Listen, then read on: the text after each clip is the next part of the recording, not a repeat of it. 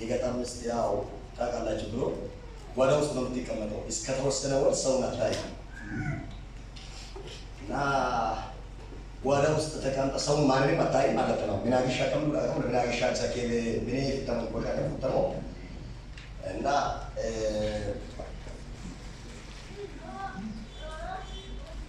manchi itani yoru wabsen logo goga kabali saya tera ila turun turun kabali turun kabali isi turun daman ite turun na gini yoru wo ma butichu eskulle na sa biri lalle la gala su ashade kui kinu lamo ma to gafi am so la lami ma buwanwa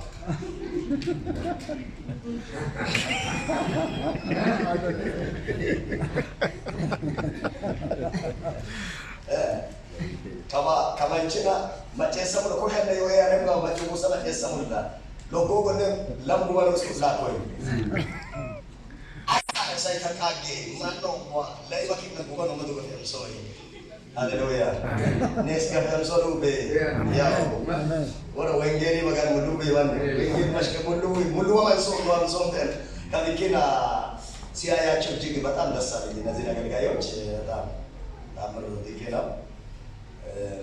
ያው ሆሳና ላይ እድል ሰጥቶን በአንድ መድረክ አገልግለን እናውቃለን። ብዙ ጊዜ በጣም ጥሩ አገልጋይ ነው ፓስተር ዳኒ በጣም ጥሩ የሚገርም አገልጋይ ነው። ያው አድን ደግሞ እንደምታውቁታላችሁ ኢየሱስ ጌታ ነው። አሜን አሜን። ጸጋውን በጣም ነው የሚወድለት በጣም ነው የሚወድለት ጂዲዩም ታነኝ ኤዲዩም ታነኝ ኦፌኦ ኮኪና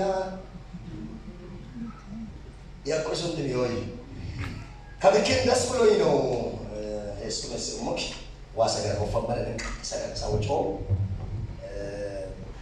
አማናኔ ቦሎቺኑ ጎበይ ወንጌልና ዋይና ወጣን እንደናሞ ዮ የዲም ቦሎቺስታ ኮቴ ይማይ ቦሎቺስታ ኮቴ የሚሆን ቦሎቺስ ቦሎቾ ዮኮ ማጥፋጋ ቦሎቾ ዮብኪን አመለከ ከመያ ሳለ ሰው ማጥፋልቹ ለማራያ ማጥፋልቹ ኢሶ ሳለ ሰክሰር ቦብኪን ሰው ያካሙስን ለማ ኦፕ ለሚ ማይነ ማኖፍዮይ ማን መንፈሳዊ ዋጅኩ ይለቁ ይመሩላይ ሎን ሰከም ቤሉዋ ሎን ሶ ሎን ሰከም ሉዋ ኦፊስ ኩይ ማሮ ኤደዮ ማህበራዊ ኑሮ ጥሩ ነው ለምድር ይጠቅማል ማህበራዊ ጥሩ ነው ኑሮን በጥሩ ሁኔታ መያዝ ጥሩ ነው አይጠላም ግን መንፈሳዊ ነገር እየገደሉ ማህበራዊ ነገር ከፍ ማድረግ ራሱ ውድቀት ነው ብዬ ነው ማስበው።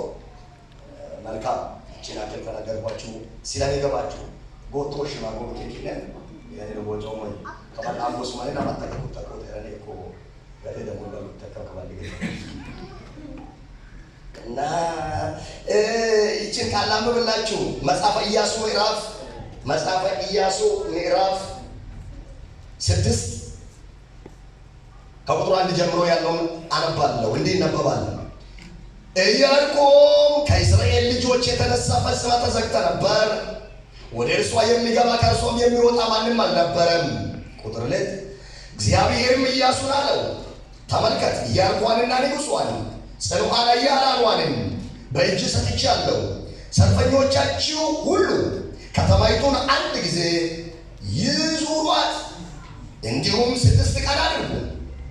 ቁጥር 4 ላይ ደርሻለሁ። 7 ካህናት 7 ቀንደ መለከት በታቦቱ ፊት ይሸከሙ። በሰባተኛው ቀን ከተማይቱን 7 ጊዜ ዙሩ።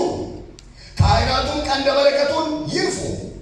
ቀንደ መለከቱን ባለማቋረጥ ሲነፋ የመለከቱን ድምፅ ስትሰሙ ሕዝቡ ሁሉ ታላቅ ጩኸት ይጩሁ፣ የከተማይቱም ቅጥር ይወድቃል።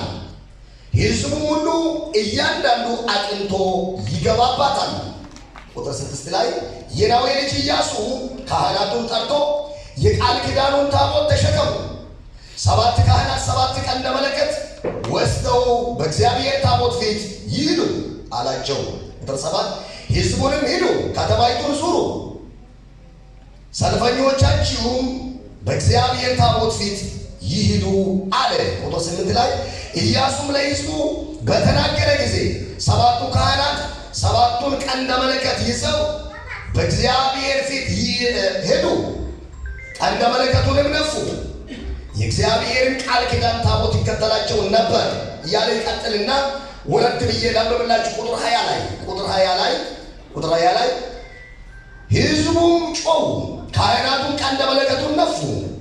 ሕዝቡም የቀንደ መለከቱን ድምፅ በሰሙ ጊዜ ታላቅ ጩኸት ጮኹ፣ ቅጥርም ወደቀ። ሕዝቡም ሁሉ እያንዳንዱ አቅንቶ ወደ ከተማይቱ ወደፊት ወጣ። ከተማይቱንም ወሰዱ።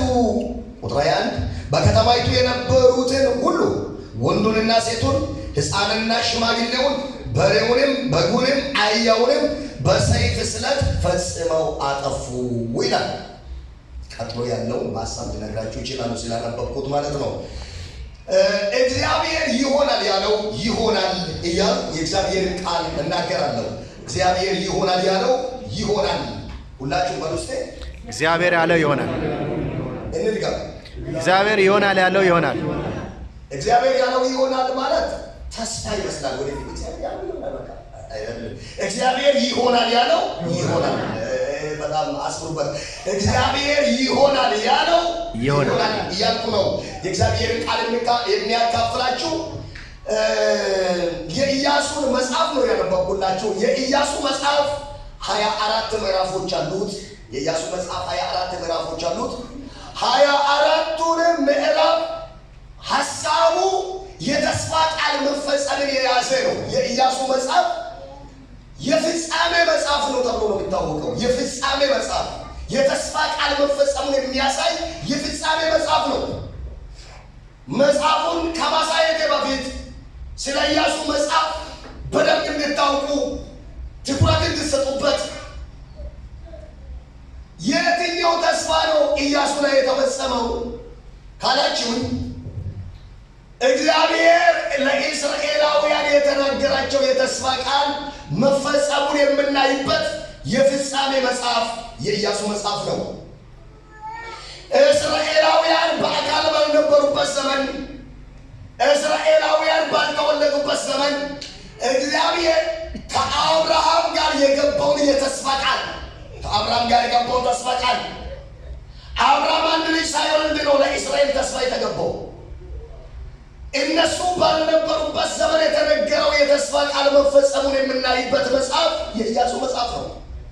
ለምሳሌ ኢያሱ ላይ መፈጸሙን የምናየው የተስፋ ቃል የራሳቸው ያልሆነን ምድር የካንዓንን ምድር የመውረስ ተስፋ የተሰጣቸው ዘፍጥረት ምዕራፍ 15 ቁጥር 8 አካባቢ ላይ ከቁጥሯን ጀምራችሁ ስታነቡ አብርሃም ወይ አትፍራ፣ እኔ ላንተ ጋሻ ነኝና በፊትህ ተመላለስ እያለ ሲሄድ አብርሃምም አለ እግዚአብሔር ሆይ እኔ ልጅ የለኝም፣ በቤቴ ያለው ኤልዓዘር ነው፣ የደማስቆ ሰው እሱ ነው የሚወርሰኝ አለው። እግዚአብሔርም አንተን ኤልዓዘር አይወርስም፣ ከጉልበት የሚወጣ ይወርስሃል አለው። አብርሃምም እግዚአብሔርን ይህንን በምን አውቃለሁ አለው። እግዚአብሔር የ3 ዓመት በግ፣ የ3 ዓመት ግደር፣ የ3 ዓመት ወይፋን፣ ዋኖስና እርግብን ጨምረ መስዋዕት አድርግልኝ እኔ ይገለጣሉ አለ።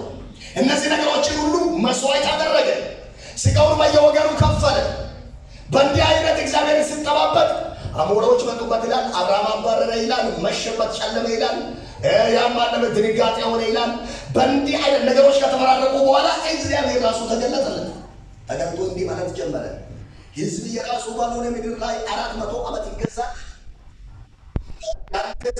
አንተ ወለድኩ ያንተ ዘራ ያንተ ይስባል። የእሱ ባልሆነ ምድር ላይ 400 ዓመት ይገዛል። 400 ዓመት በሚገዙ ሰዎች ላይ እኔ እፈርዳለሁ። ከዚያም በብዙ ከብት በብዙ ንብረት ይወጣሉ አለ። እንደገና የነርሱ ያልሆነውን ምድር ይወርሳሉ። አብርሃም ያለ ይስሐቅንም አልወለደም። አንድ ልጅ በሌለበት 400 ዓመት በግብፅ የሚገዛውን እስራኤልን ይተነብይ ነበር። የብቻ አይደለም። በግብፅ 430 ዓመት ባርነት በኋላ የካንዓንን ምድር ተስፋ የሰጣቸው እዛው ነው። ስለዚህ ይህ ተስፋ መፈጸሙን የምናየው ዘፍጥረት ላይ ተስፋ ተሰጣቸው። ዘፍጥረት ላይ ወደ ግብፅ ገቡ በያዕቆብ በኩል 70 ሰዎች። በዘጸአት ላይ 600 አባወራ ሴቶችና ልጆች ሳይቆጠሩ ከግብፅ አምላካዊ በሆነ አስደናቂ አነጋጋሪ ክቡር በሆነ ድንቅ በሆነ አሰራር በሙሴ በኩል እግዚአብሔር መርቷቸው ከግብፅ መውጣታቸውን የምናይበት ነው ዘጸአት። ዘሌዋውያን ላይ እግዚአብሔር ለሕዝቡ የራሱን ባህሪ ሲያስተዋውቃቸው ልትመለከቱበት ነው። ምን ብሎ? እኔ ቅዱስ ነኝና እናንተም ቅዱሳን ሁኑ ብሎ። ዘኍልቍ ላይ ከሲና በረሃ እስከ ካርያን ድንበር መጓዛቸውንና የሕዝብ ቆጠራ መደረጉን የምትመለከቱበት መጽሐፍ ነው ዘኍልቍ። ዘዳግም ላይ ከግብፅ የወጣው ሕዝብ መንገድ ላይ አለቀ። ወጣቱ ትውልድ የእግዚአብሔርን ሕግ አልሰማም። ዘዳግም ላይ ያንን ሕግ ራሱ ደገመላቸው። ዘዳግም ሕግ የተደገመበት ነው። ስለዚህ የተነገራቸውን የተስፋ ቃል የምታገኙት ኢያሱ ላይ እንጂ ዘጸአት ላይ አይደለም። ኢያሱ ላይ እንጂ ዘሌዋውያን ላይ አይደለም። ኢያሱ ላይ እንጂ ዘኍልቍ አይደለም። ዘዳግም ላይ አይደለም። እንግዲህ ባልነበሩበት ዘመን የተነገራቸውን የተስፋ ቃል መፈጸሙን ፍጻሜን የምትመለከቱበት መጽሐፍ የኢያሱ መጽሐፍ በመሆኑ መጽሐፉን በጣም ነው የሚወደው። ዛሬ በልቤ አንድ ነገር መጣ። ጌታም ተናገረኝ፣ እንዲህ በላቸው አለኝ። ባልነበርክበት ጊዜ፣ ባልተፈጠርክበት ጊዜ ስላንተ በእግዚአብሔር ውስጥ የታሰበው አንድ የሆነ ጉዳይ አደርጋለሁ አለ። አሜን። አንተ ባልነበርክበት ለነገሩ እግዚአብሔር ካንተ ጋር መዋጮ የሰጥቶ እግዚአብሔር መዋጮ አድርጓል። ለአንተ አድርጎ ሰጥቶ አያውቅም። እግዚአብሔር በየትኛውም ዘመን ከግለሰቦች ጋር መዋጮ ወይም እቁብ ገብቶ አይሰራም። እኔ በሌለሁበት ዘመን የተነገረ ተስፋ ቃል ዛሬ በሳውዝ አፍሪካ ዩኒየን ቸርች ላይ ቆሞ ተመስገን እያገለገለ ነው። የተወለድኩበት ኤሪያና አካባቢውን ስትመለከቱት ኤሪያም አይደለም የኑሮ ዘይቤንም ስትመለከቱት ይሄን ነገር መጥቶ ይሄ የመሰሉ ምሁራን ቁጭ ብለው እንዲሰሙት የሚያደርገው ምንም አንድ ነገር የለውም። ይሄ ሰው የተነገረ ትልቅ ቃል ነበረ፣ ተስፋ ነበረ። በእንዲህ አይነት ቆሜ እንዲያገለግል እናንተ ቁጭ ብላችሁ እንድትሰሙ የሚያደርገው ቀድሞ የተነገረ ቃል አለ። አማራጭ የለም። ቁጭ ብላችሁ ከመስማት ውጭ አማራጭ የለም። ቃል ነው እየተፈጸመ ያለው። አይሰማም። አሁን በሰርተፊኬት በውድድር ምን አይነት እንትን ብለሃል፣ ምን አይነት እንትን ሆነሃል በምን ውድድር አይደለም። የዚህ ነገር ላይ ቆም ነው።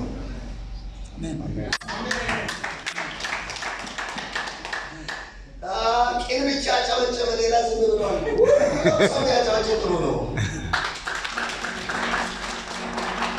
ሳሉዳ አላታጃኒያ አሜን። ኖ የኢያሱ መጽሐፍ እስራኤላውያን ወደ ግብፅ ወጥቶ ግብፅ ለ400 ዓመት ቆይቶ ከዚያማ ወጥተው ካርያንን መውረሳቸውን የሚያሳየው መጽሐፍ የኢያሱ መጽሐፍ ነው። መጽሐፉን በጣም የሚወደው በጣም ይወደዋለሁ። ስለዚህ 24ቱን ምዕራፍ አንብቤያለሁ። 24ቱን ምዕራፍ ባጭሩ ልንገራችሁ። ላይ ያለው ካርያንን ለመውረስ የተሰጠ ባለ ሙሴ ሞቷል። አንተም ልክ እንደ ሙሴ ወደ ቀኝም ወደ ግራ አትበል። ከሙሴ ጋር እንደው ከአንተ ጋር ይሆናሉ። ወደ ቀኝና ወደ ግራ የዚህ አካባቢ ያለ ለማግባት የተሰጠ መመሪያ ምዕራፍ 2 ላይ የኢያሪኮ ከተማ መሰለሉ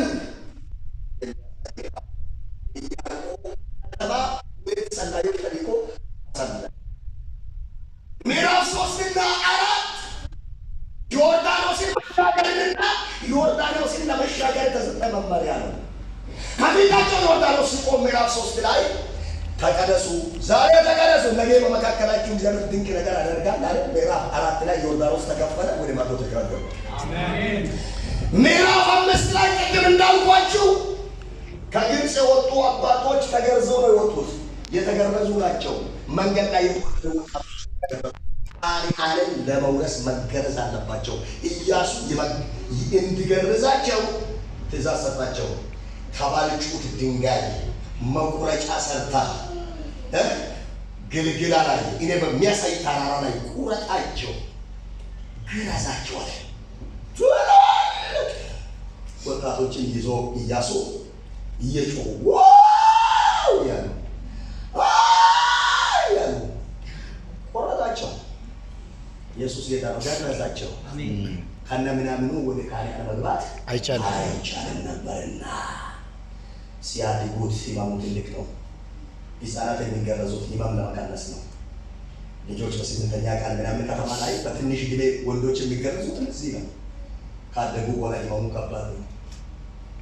አደግን ሲሉ ነው እኮ ቢሳሴ ከባድ ነው፣ ቃል ከባድ ነው፣ ንግር ከባድ ነው፣ መገረዝ ከባድ ነው። ቃል ምን ብሎ ነው እንደዚህ የተናገረው ማለት ይበዛል። ለምን ብሎ እኔን ለመንካት ብሎ ነው ምናምን በጣም ሲያድጉ ማለት ነው። አደግን ስሉ ማለት ነው። በሕፃን ችግር የለም ቢመታም ችግር ለቅንነት እንደምታውቃለህ ቢቆጡ ምን ብሎ እነዚህ ልጆችን ይዞ በቁስላቸው እስኪ ሲቀመጡ ገረዛቸው። ምዕራፍ 5 ላይ የተገረዙበት ቦታ ስም ግልግላ አላቸው። ይሄ ማለት ነውራቸው የተንከባለለበት ቆሻሻቸው የወደቀበት ማለት ነው። ነውራቸውን አንከባለለ። ካህናትን እንዳይገቡ የሚያደርግ ቆሻሻ ነገር ነው። አስወገደላቸው። ምዕራፍ 5 ላይ ምዕራፍ 6 ላይ በኢያሪኮ የሚኖሩ ኃያላን ሰዎች እስራኤል ከግብፅ ወጡ የተባሉበት ቀን አንድ ብሎ ግንብ ሰሩ። እስራኤልን እንዳያልፉ ለማድረግ እስራኤል ካናን እንዳይገቡ ለማድረግ ግንብ ሰሩ፣ መንገድ ዘጉ። ምዕራፍ 7 ላይ ጋይ የምትባል ትንሽ ከተማ አለች። ነዋሪዎችም ጥቂት ናቸው። ከእስራኤል ጋር ጦርነት ተዋጉ። አንድ በእስራኤላውያን መካከል አካን የሚባል ሰው ምክንያት አካል በሚባለው ሰው ምክንያት እሱ በሰራው ጥፋት እሱ በሰረቀው እርም ምክንያት እስራኤላውያን በጥቂት ጋይ ሕዝብ ፊት መቆም አቅቷቸው የጋይ ሰዎች አሸነፏቸው እስራኤላውያን። ኢያሱ ተመልሶ አለቀሰ። እግዚአብሔር ምስጢሩን ነገረው። ምዕራፍ 7 ላይ አካንን ካስወገደ በኋላ አካን ለውድቀታቸው ምክንያት፣ ለስብራታቸው ምክንያት፣ ወደኋላ ለመቅራታቸው ምክንያት፣ ለሞታቸው ምክንያት በጥቂት ሕዝብ ፊት መሸነፍ ቀርቶ 31 ነገሥታትን ያሸነፉ እያላናቸው እስራኤላውያን በመካከላቸው የነበረ ትንሽ ስህተት በእነሱ መካከል ክፍተት ፈጠረ። ይህንን ጠላት ተጠቀመ። የጋይ ሕዝብ እስራኤልን ብዙ ሰዎችን ገደለ። ለዚያ ውድቀት ምክንያት የነበረው አካል ነው። እርመኛ ነው።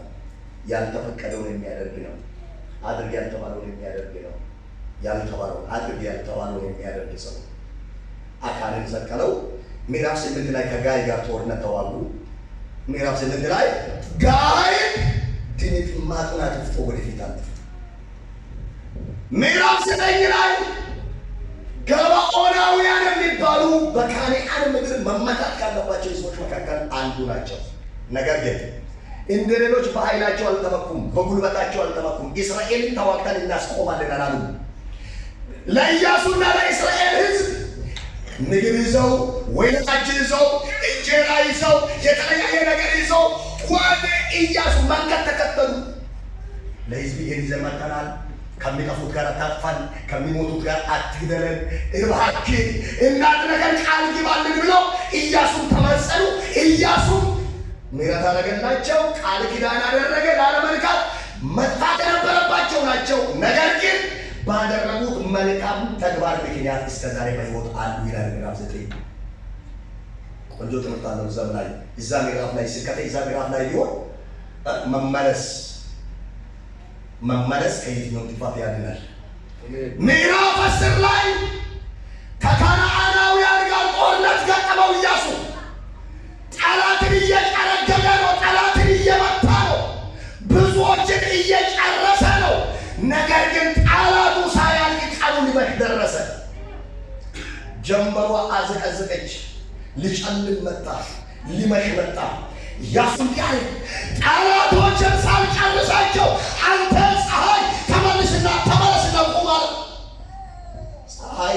ተመልሶ በገባዖን ላይ ቆመ፣ ጨረቃም በኤሎም ላይ ቆመ። 2 ቀን እንደ 1 ቀን ሆነ። ጠላትን ተዋግቶ አሸነፈ። አሜን አሜን። ሰላም ናችሁ? እዚህ ናችሁ? እዚሁ ነን። ሃሌሉያ። ምዕራፍ 11 ላይ የምትመለከቱት ምዕራፍ 11 ላይ ሰሜን ላይ የሚኖሩ እነ አሦርን ጨምሮ ኃያላን ነገሮች የሚባሉ ኃያላን ነገሥታት የሚባሉ አንዳንድ ሆነን ሄደን ከተዋጋን እስራኤልን አንችላቸውም፣ ብዙ እንሁን ተሰብስበን ድምጥማጣቸውን እናጥፋ ብሎ ተሰብስበው መጡ። የአንድ ሀገር መንግስት አይደለም፣ የሁለት ሀገር አይደለም፣ የብዙ አገር መንግስታት በአንድ ላይ ተሰብስበው እስራኤልን ለመምታት መጡ። ምዕራፍ 11 ነገር ግን በብዛት ሳይሆን ብቻውን የሚሰራ እግዚአብሔር አጠገብ ያለውን ሰው በአጃቢ ብዛት ሳይሆን ብቻውን የሚሰራ እግዚአብሔር በአጃቢ ብዛት ሳይሆን ከአንተ ጋር ሆኖ በብዙ ችግር በብዙ መከራ ድልን ይሰጣል። አሸናፊነትን ይሰጣል። የቀደመ ጀግና አሜን። ሰው ወደብ አድርጎ አሜን ይባላል። አሜን። ሰው ሲበዛ ሞቅ ብሎት የማይሰራ ሰው ሲቀንስ ደግሞ አዝሮ ወደ ኋላ የማይል ብዙ ነገሥታት ተሰብስቦ ሲመጣ ከጥቂቱ እስራኤል ጋር አብሮ ቆመ። ከሰሜን የመጡ ነገሥታትን ድምጥማጣቸውን አጠፋ። አሜን አሜን አሜን። ምዕራፍ 12 ላይ እስራኤላውያን ተዋግቶ ያሸነፉ የነገሥታቶች ብዛት 31 መሆኑን ዝርዝራቸውንና ቁጥሩን ታያላችሁ። ስንት? ድገሙ። 30 ታምናለህ? ቃል አለ። የሆነ የሚገፋ ኃይል አለ። እግዚአብሔር አሳልፎ የሚሰጥ ነገር አለ። አሜን። ታምናለህ? የሆነ የሚመታ ኃይል አለ። የሚገፋ ኃይል አለ። ስፍራ የሚለቅ ኃይል አለ። በብዙ ነገር ባደረገው ጥረት ያልተቻለ የሆነ ኃይል ተገፍቶ እግዚአብሔር አሳልፎ የሚሰጥ የሆነ ነገር አለ። አጠገብ ያለውን ሰው ተተኝቶ አይወረስም ማለት ነው። ተተኝቶ አይወረስም ተዋግቶ እንጂ ንቃ በለው። ንቃ በለው። አሁን ያለበት ሁኔታ ለድል ያበቃል። ተነስ በለው። እስኪ አንቀሳቅስ በለው። ተንቀሳቀስ በለው። ተንቀሳቀስ። ሀሳብ ከሚያንቀሳቅስ መንቀሳቀስ ይሁንልህ። መነሳት ይሁንልህ። መበርታት ይሁንልህ። መያዝ አይሁንብህ። መድከም አይሁንብህ። አለመጣጣ አይሁንብህ። አለ ብዙ የተነገረ ተስፋ አንዱንም አልወረስከው፣ አንዱንም አልጨበጥከው። አለ ብዙ ነገር በጠላት እጅ አለው። ንቃ፣ ተነስ፣ በርታ፣ ቃሉን አንብብ፣ ጸልይ። ጌታ አሳልፎ የሚሰጥ ነገር አለ። 31 ነገሥታትን ተዋጉ፣ አሸነፉ። 12ኛ ምዕራፍ መጨረሻውን ቁጥር 13 ቁጥር ነው ያለው። መጨረሻውን ቁጥር ስታነቡ የእስራኤል ልጆች ያሸነፏቸው የነገሥታት ቁጥር 31 ነው። 31 ሃሌሉያ አሜን። ስንት? 31 እንትኑ ከባድ ነው። እንትናቸው ከባድ ነው። አሰራራቸው ከባድ ነው። ሕጋቸው ከባድ ነው። እንትናቸው ከባድ ነው። አይቻሉም። አይቻሉም። ለእኛ ነው አይቻሉም። እግዚአብሔር ግን ይችላል። አሜን። አጠገብ ያለው ሰው ከባድ በሚመስል ነገር ውስጥ ነው። በጣም ከባድ ነው የሚመስል አምላኬን ይዤ በአሸናፊነት እኖራለሁ፣ እወጣለሁ፣ እገባለሁ፣ አገለግላለሁ፣ እሰራለሁ። አሜን። አሜን። እግዚአብሔር ይሆናል ያለው ይሆናል። እግዚአብሔር ይሆናል ያለው ይሆናል። ማራጨለ ከሁኔታዎች በላይ የሆነ እግዚአብሔር፣ በነገር የማይያዝ እግዚአብሔር፣ ሁኔታዎች የማይዙት እግዚአብሔር፣ ከሁኔታ በላይ ሆኖ የሚሰራ እግዚአብሔር ይሆናል።